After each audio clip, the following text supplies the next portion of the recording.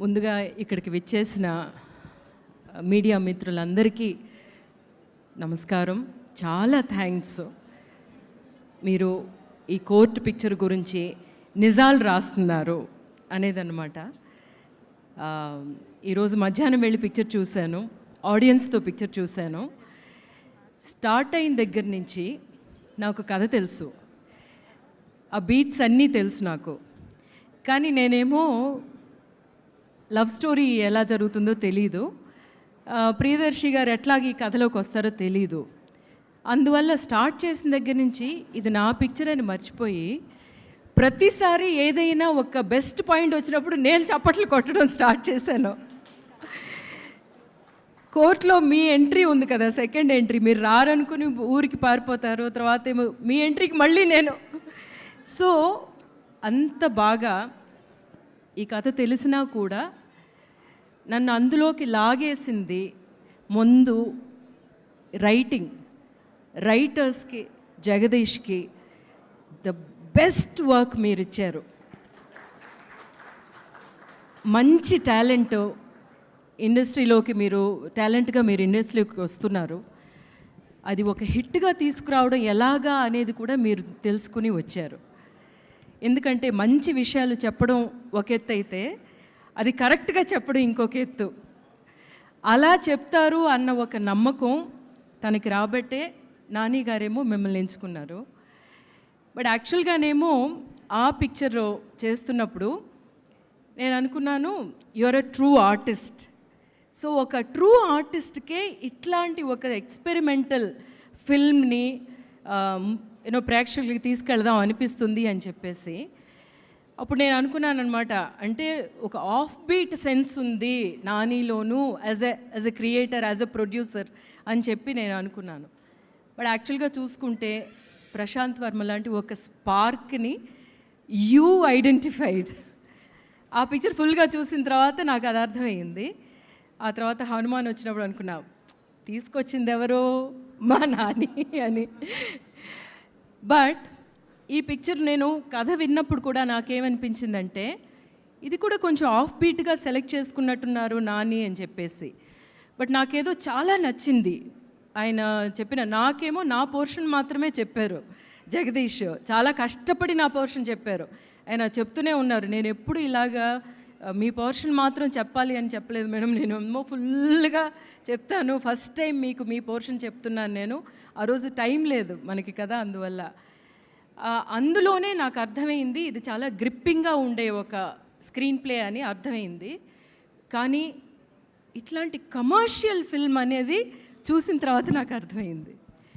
It's a fantastic commercial film. Start చేసిన దగ్గర నుంచి ఫినిష్ అయ్యేంత వరకు నెక్స్ట్ ఏం జరుగుతుంది. ఫస్ట్ ఏమో విక్టిమ్ సైడ్ నుంచి, మన చందు సైడ్ నుంచి అని అనుకున్నారు. తర్వాత చూస్తేనేమో ఆ 16 నిమిషాలు వచ్చేసరికి వీళ్ళు ఏదో తప్పు చేస్తారులే అని. So that is a very very clever writing అనమాట. ఆడియన్స్ని ఒకటి గెస్ చేయించడం, మళ్ళీ వాళ్ళకి ఒక సర్ప్రైజ్ ఇవ్వడం. మీరు ఎంతవరకు ఈ కథ అనుకున్నారు కదా, ఇది కాదండి, దీని వెనక ఇంకో కథ ఉంది అని చెప్పడం అన్నమాట. Best screen play writing, masters చేసే స్క్రీన్ ప్లే రైటింగ్. అందువల్ల ఈరోజు హీరోలు మీరు ఫస్ట్.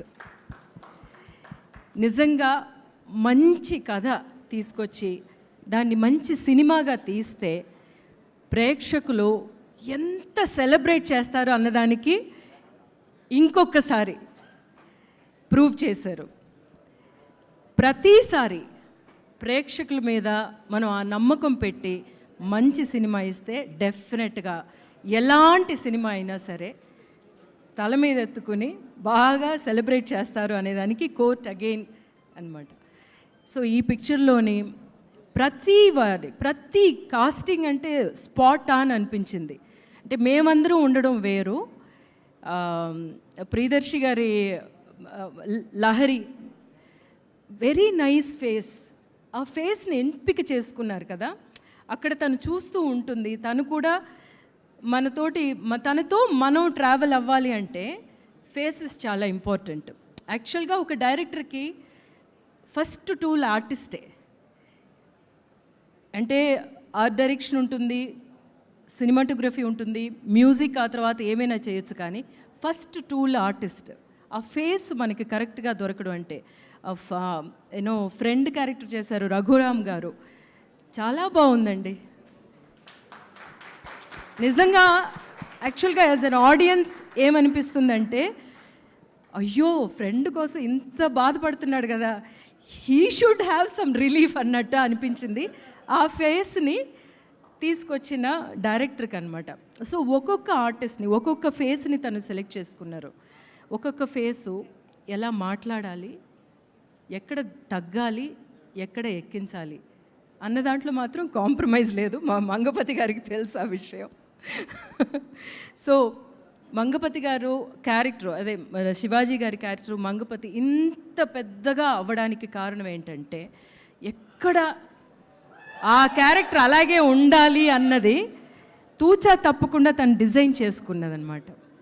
అండ్ నేనేమో అక్కడ మీరు చేసిన దానికి సార్, తర్వాత డబ్బింగ్ మీరు చేసిన విధం బ్యూటిఫుల్ అండి. The way you added that వాయిస్లో మీరు తీసుకొచ్చింది ఫెంటాస్టిక్ అండి. సో వెరీ వెరీ హ్యాపీ అండి. మీరు ఇన్ని రోజులు వెయిట్ చేసినా కూడా మంగపతితో రావడం అనేది, ఎందుకంటే ఎప్పుడు ఒక ఆర్టిస్టు చాలా ఆకలితో ఉంటారు, మనకి మంచి క్యారెక్టర్స్ పడాలి అని చెప్పి. ఇప్పటికీ నేను అలాగే ఉంటాను, అలాగే మంచి క్యారెక్టర్స్ నాకు ఇస్తున్నారు తెలుగులో అందరూ డైరెక్టర్స్ అందరూ, థ్యాంక్స్ అగైన్. అలాంటి మంచి క్యారెక్టర్స్ పడాలి అని చూస్తున్నప్పుడు ఇట్లాంటి ఒక క్యారెక్టర్తో వస్తే నెక్స్ట్ ఇంకెలా ఉంటుంది ఆలోచించండి. సో అలాగేనమాట. అదే విషయం మీ ఇద్దరికి నేను చెప్తాను. హర్ష, ఐ డెంట్ ఎక్స్పెక్ట్ ఇంత బాగా పెర్ఫామ్ చేస్తావని. నేను ఏదో ఆ ఒక ఏజ్లో ఒక ఇన్నసెన్సు, ఆ ప్యూరిటీ అదే ఉంటుంది అని అనుకున్నాను, కానీ you did a lovely job. అంటే రైటర్ బ్యాక్డప్ క్యారెక్టరు, దాని మీదేమో నా క్యారెక్టర్ అంతే. యాక్చువల్గా సీతారత్నం అంత బాగా వర్కౌట్ అవ్వడానికి కారణం ఏంటంటే రాసిన విధానం. నేను లేకపోయినా నన్ను అక్కడ ఒక పెద్ద విషయంగా చూపించింది, ప్రొజెక్ట్ చేశారనమాట. సో రైటర్ బ్యాక్డప్ క్యారెక్టర్ అయినా సరే you did a great job. And my జాబ్లీ, యు ఆర్ సో ప్యూర్. అసలు అట్లాగే నిష్కలంకంగా నీ మనసులో ఏమనుకున్నావు, నీ కళ్ళల్లో అదే తెలిసింది. Retain that and enjoy this moment.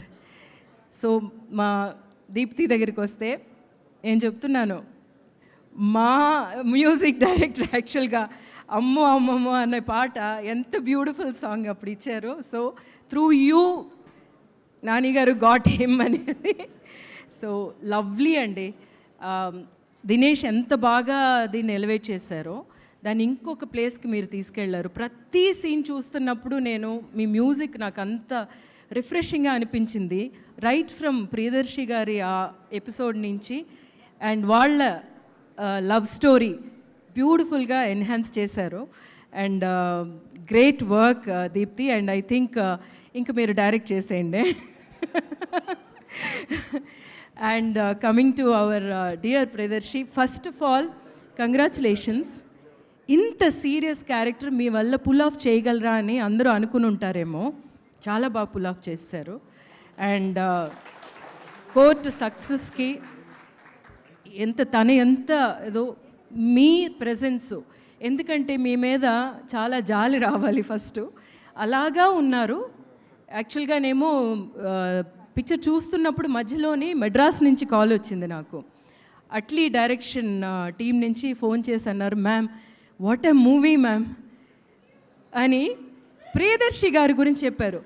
ఆయన బాడీ లాంగ్వేజ్ బిగినింగ్ ఎలా ఉంది